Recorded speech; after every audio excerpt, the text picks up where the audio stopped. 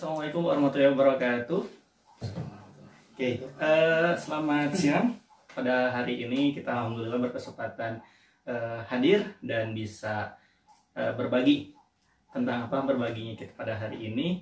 Di samping saya sudah ada orang yang hebat, ya tentunya ini panutan saya ketika kita dulu satu kuliah ya. Iya. Di samping saya ada Kang Fikri Fathurrahman. Assalamualaikum. Kira-kira ada apa nih yang kenapa sih ada Kang Fikri di sini ya? Kita pada hari ini akan membahas salah satu jenis ya kan ya? Iya. Jenis game ya, board game ya, board ya. game tentang apa? Nanti mungkin akan lebih jelasnya oleh Kang Fikri dijelasin. Kang Fikri ini merupakan lulusan S1 Bimbingan Konseling di Universitas Pendidikan Indonesia dan sekarang menjadi konselor atau praktisi guru BK di SMP Darul Hikam Bandung. Oke, seperti itu. Dan saat ini Kang Fikri sendiri sedang mengembangkan atau bahkan sudah jadi produknya. Produknya apa? Tadi kita sudah kasih bocoran board game tentang apa nanti sama Kang Fikri dijelaskan. Oke, teman-teman, saya Apriyadi Bahtiar dari Edupotensia Bandung. Kami lembaga pelatihan, hipnoterapi, asesmen, dan masih banyak program di Edupotensia lainnya. Dan kali ini kita akan membahas tentang Kang Fikri dan board game yang sudah diciptakan oleh Kang Fikri. Oke, kita langsung saja berbincang-bincang santai dengan Kang Fikri. Ya.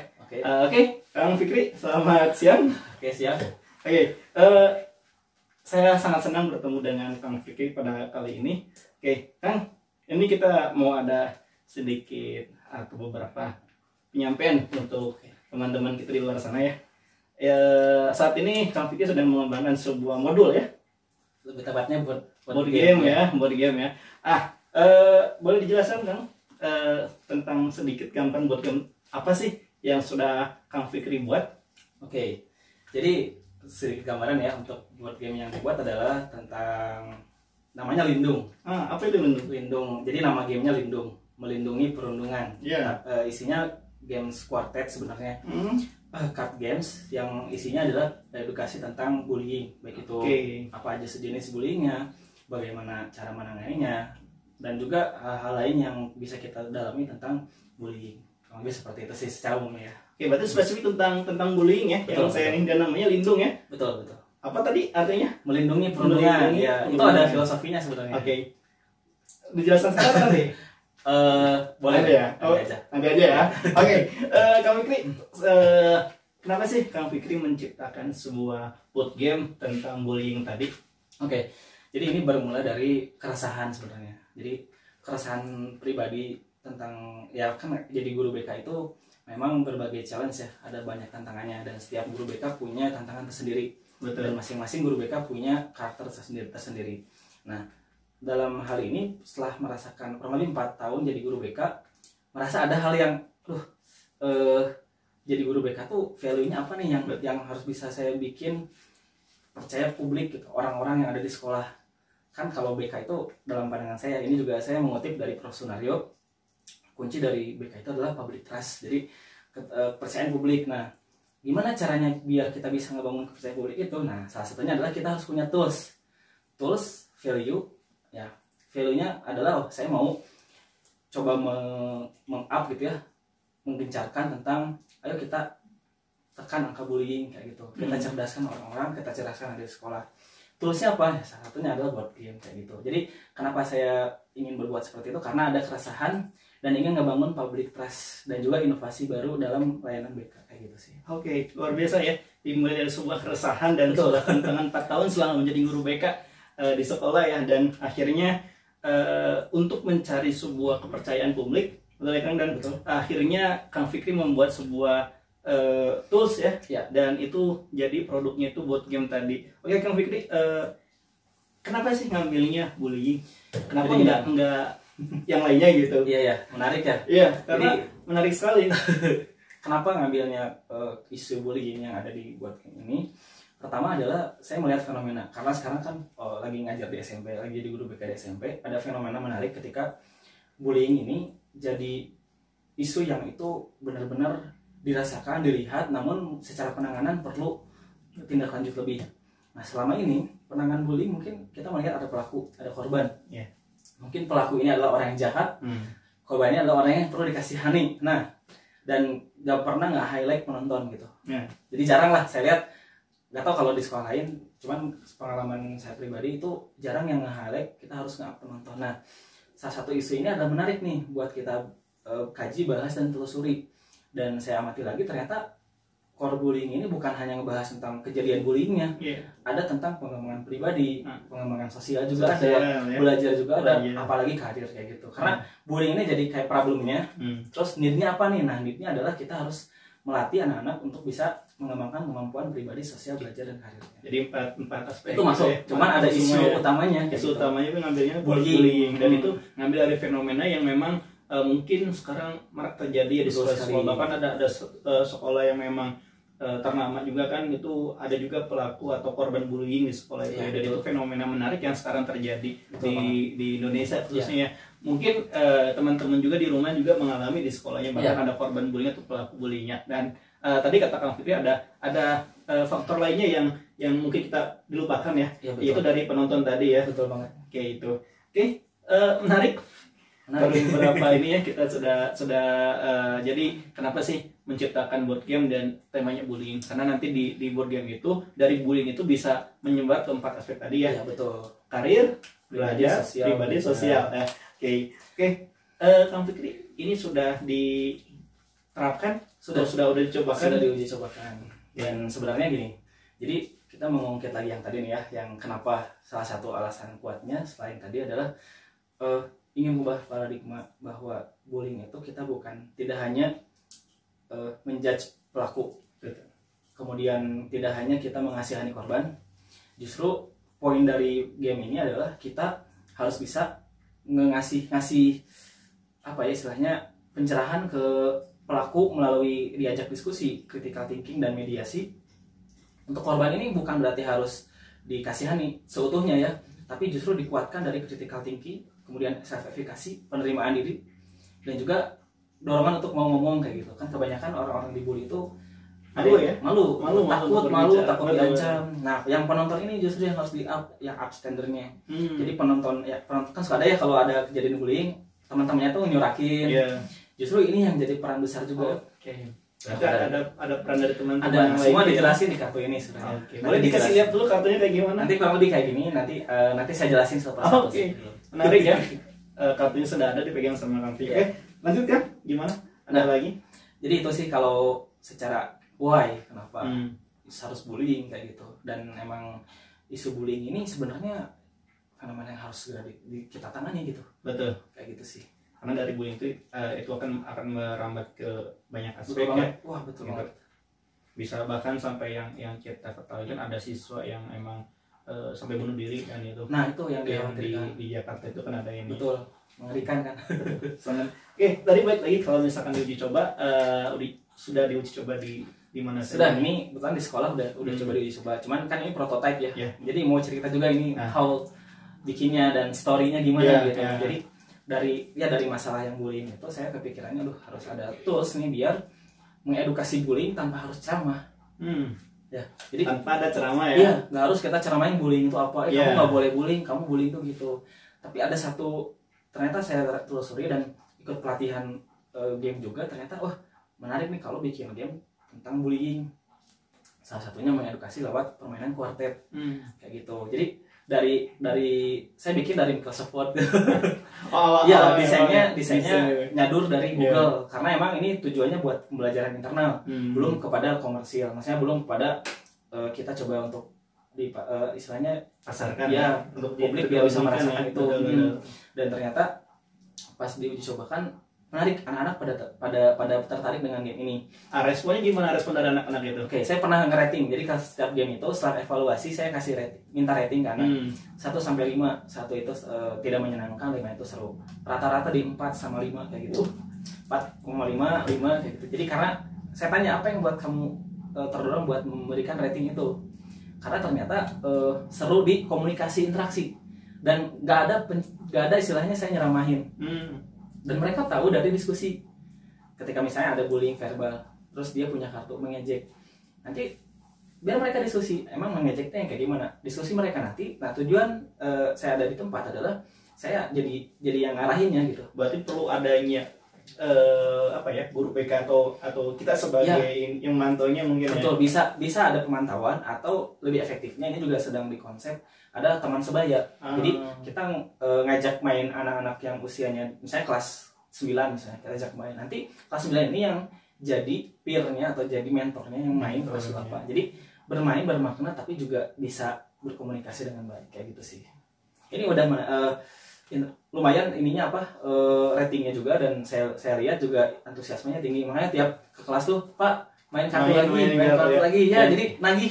Nah jadi itu jadi membuat peserta atau anak didik kita pun jadi ketagihan juga ya, betul, ketagihan dan selalu meminta bermain ya. Iya. Dan ini bisa menjadi ini menjadi media belajar BK juga ya di sekolah ya. Betul, mungkin tidak hanya untuk BK saja di sekolah, mungkin teman-teman atau bapak ibu yang di rumah yang membutuhkan pun itu bisa yang menggunakan ini ya. Atau bisa. Untuk anak-anak mungkin bisa banget, bisa gitu. Dan lewat bermain ini kita bisa mengajarkan banyak hal tentunya ke peserta didik atau ke anak-anak kita, bahwa gimana sih menjadi tadi ya, banyak nanti kalau misalkan bapak ibu atau teman-teman penasaran dengan ini, nanti kita bisalah dilihat-lihat kalian seperti apa ya. Oke, selanjutnya ini sudah melalui proses berapa lama sih pembuatan ini?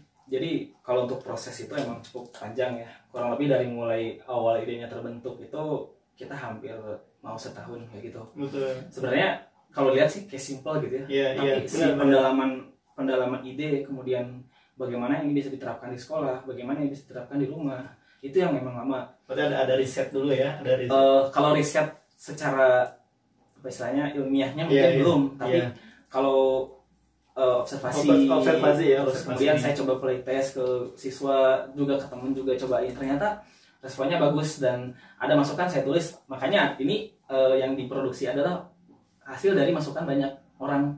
Jadi ini kan prototype ya, mau jadi plug udah beres mainin, ini adalah hasil dari masukan-masukan yang ada, tambahin itunya kayak gitu. Berarti sudah termasuk ada masukan dan lain-lain dari teman-teman yang sudah kemarin mencoba untuk bermain ya itu. Nah jatuhnya risetnya di situ, risetnya di kita bermain tapi ada feedbacknya, perbaikan bermain, feedback di situ sih. Oke. Kang Fikri, ini bisa digunakan oleh tadi ya, kalau misalkan kita semua bisa tadi kan bisa ya. Nah pernah nggak sih dimainin sama orang dewasa itu kartu itu? Ini pernah ya, sama tim Edu Potensia juga main kayak gitu. Terus sama istri juga saya main. Dan ternyata ya karena mungkin jadi kuartet ini punya histori juga sebenarnya.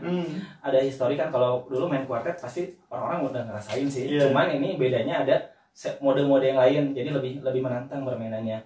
Jadi tidak hanya untuk siswa, bisa juga untuk di keluarga juga nggak jadi masalah. Karena di sini ada konten istilahnya edukasi tapi juga menghibur ya. Berarti kalau misalkan tingkatan SD, SMP, SMA itu bisa ya, sangat bisa. Bisa banget.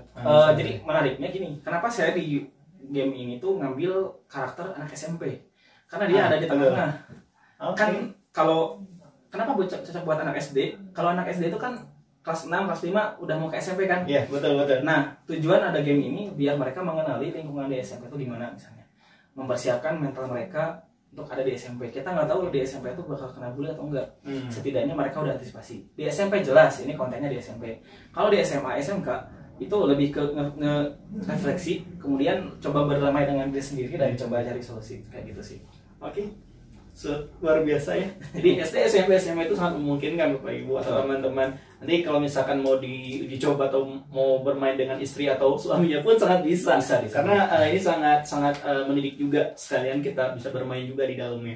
Oke, Pak Fikri, gimana sih untuk kalau misalnya kita mau pesen ini kartu gitu?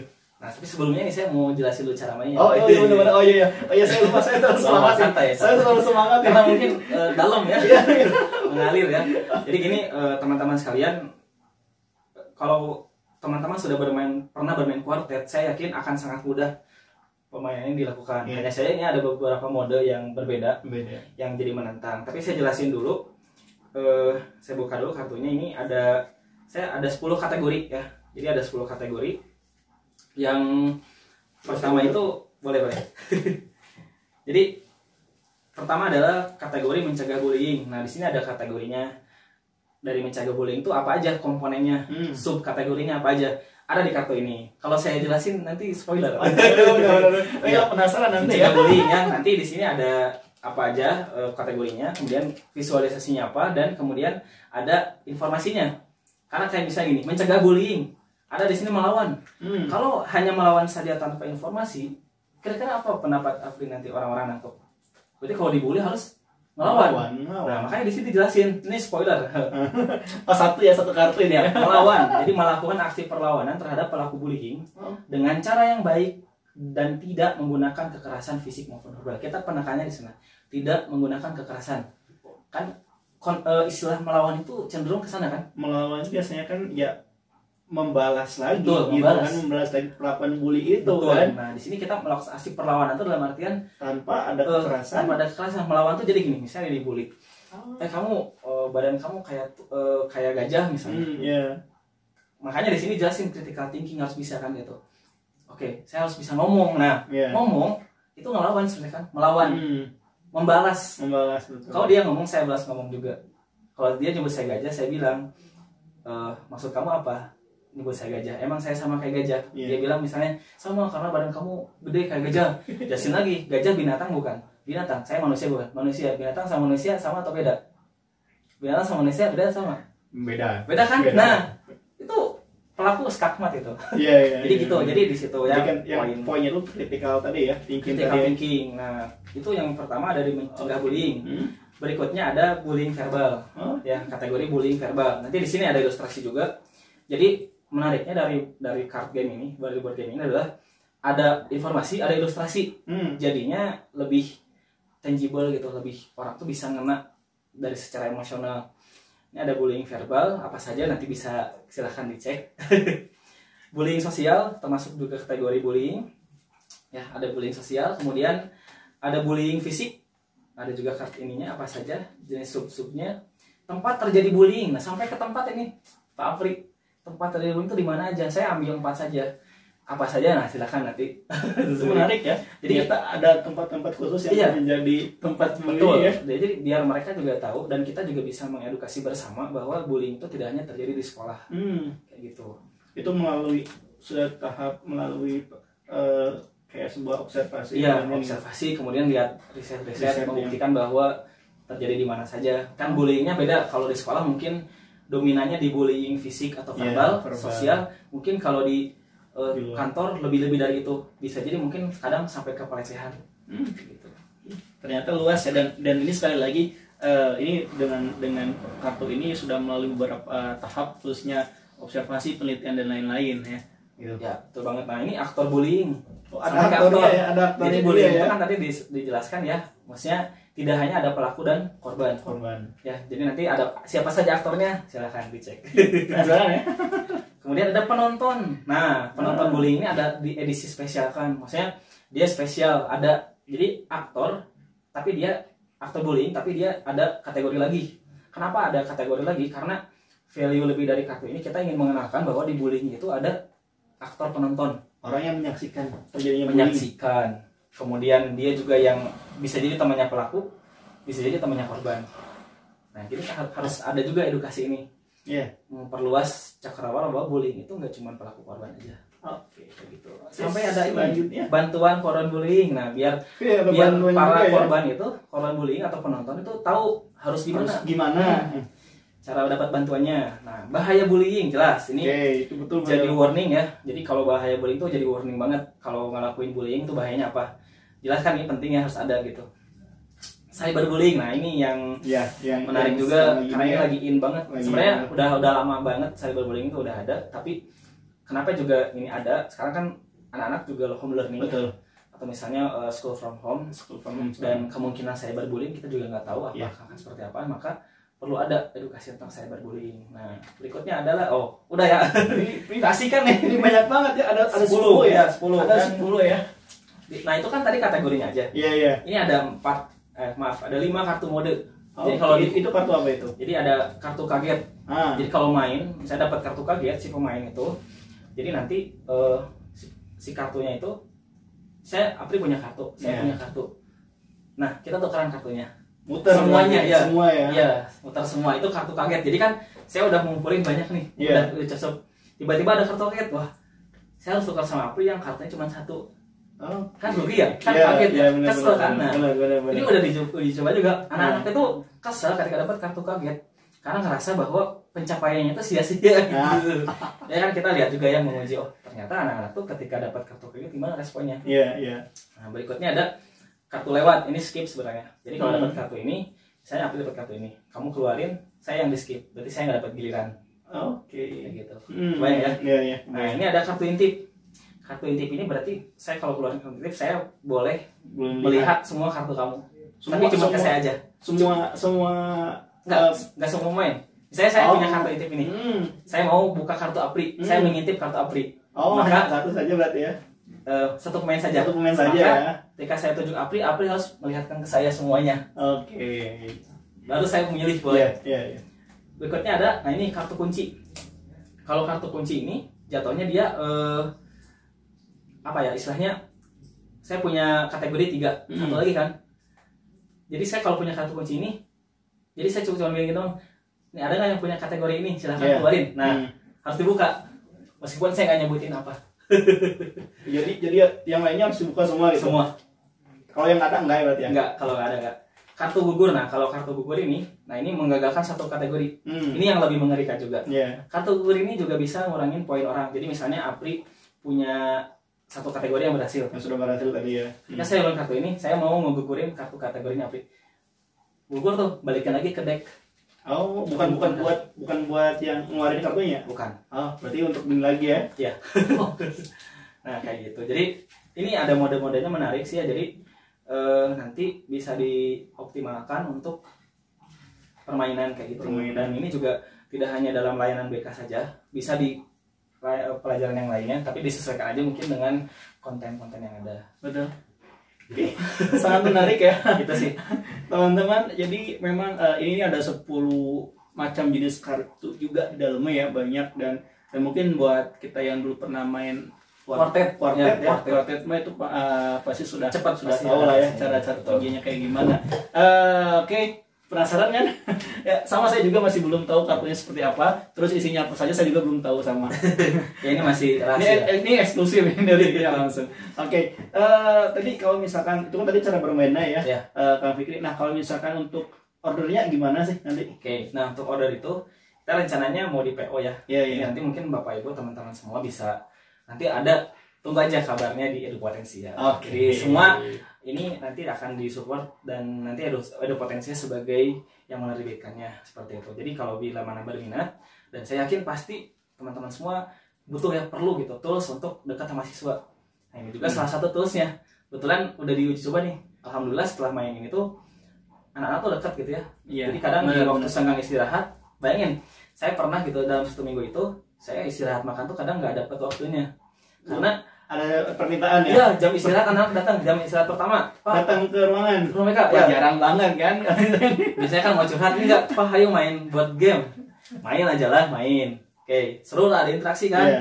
kadang curhat juga jadinya kan, Pak saya, jadi sambil main sambil curhat, Sambil curhat. ya, terus istirahat kedua sama juga, Pak ayo main lagi, wah, oke, tapi saya juga ngeliat situasi kalau emang ada konsel 5, ya coba saya tunda dulu, bisa nggak kalau besok kayak gitu, jadinya kecanduan anak tuh, dan ini juga jadi tools biar anaknya juga dekat sama kita dan kita bisa coba influence ke anak. Dapat juga ya anak. Nanti kalau misalnya udah dapat hatinya pun anak pun bisa terbuka kita. Betul ya, banget. Ya. Dan itu salah satunya bisa menggunakan toolsnya tadi Ya. buat game tadi.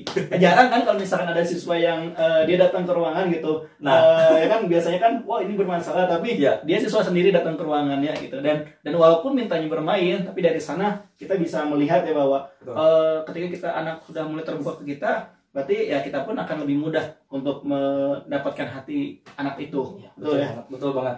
Dan itu lewat sebuah kartu buat game tadi. Yes. Oke, penasaran? Tadi sudah dikasih tahu Cara potensinya nanti akan di PO kan ya? Betul. Sistemnya PO, nanti akan kami sebagai The Potensia akan memfasilitasi Bapak Ibu dan teman-teman semua yang ada di luar sana untuk mendapatkan kartu board game tentang bullying tadi ya. Lindung. Lindung. Apa lindung? Melindungi perundungan. Melindungi perundungan. Oke, Ada lagi pesan-pesan terakhir? Ya, kayak Ada yang ingin disampaikan? Gini ya teman-teman semua, jadi mungkin ini mudah-mudahan jadi jalan juga untuk bermanfaatan khususnya buat guru-guru BK, karena sebenarnya pingin banget mendedikasikan semua ini untuk guru BK. Kenapa guru BK? Oh, nanti kita lanjutin. Jadi banyak ceritanya kan, dari mulai justifikasi tentang guru BK, paradigma tentang guru BK tuh ngapain aja. Itu juga jadi salah satu keresahan, dan mudah-mudahan dengan jalan ini saya ingin ngajak Bapak Ibu dan teman-teman semua, yuk kita coba berinovasi tapi bareng-bareng gitu, kolaborasi. Sok ada ide apa, yuk tuangkan aja dulu gitu. Kayak tadi saya juga kan dari punya ide nih bikin buat game, yang ada dulu aja gitu. Dari Microsoft Word saya cari gambarnya, saya bikin tabel, jadilah kuartet. Ternyata dipikir-pikir anak-anak suka, ya kenapa nggak kita cari impact yang lebih besar gitu. Jadi yuk kita berinovasi, yuk kita bangun perubahan. Insya Allah mudah-mudahan ini jadi jalan bermanfaatan buat kita semua. Karena ini juga kalau saya udah meninggal gitu ya, kan ini jadi amal jariah juga kayak gitu sih. Oke, sangat mulia. Oke, jadi ini dedikasi Kang Fikri untuk semua guru BK, bahkan khususnya umumnya BK, buat untuk semua masyarakat. Dan mudah-mudahan board game bullying tadi atau lindung tadi bisa bermanfaat untuk Anda semuanya. Oke, terima kasih Kang Fikri. Senang saya bisa berbincang-bincang dengan Kang Fikri. Banyak hal yang memang ingin saya tanyakan ke Kang Fikri, cuma memang waktunya tidak memungkinkan. Nanti kita bisa lanjut. Tadi ada perkataan nanti channel masalah guru BK dan lain-lain, nanti kita akan bahas ada channel lain ya. Oke, terima kasih Kang Fikri. Siap. Sampai bertemu di lain waktu. Sekarang saya bertemu dengan Kang Fikri, semoga sehat selalu. Oke, sukses selalu. Assalamualaikum warahmatullahi wabarakatuh.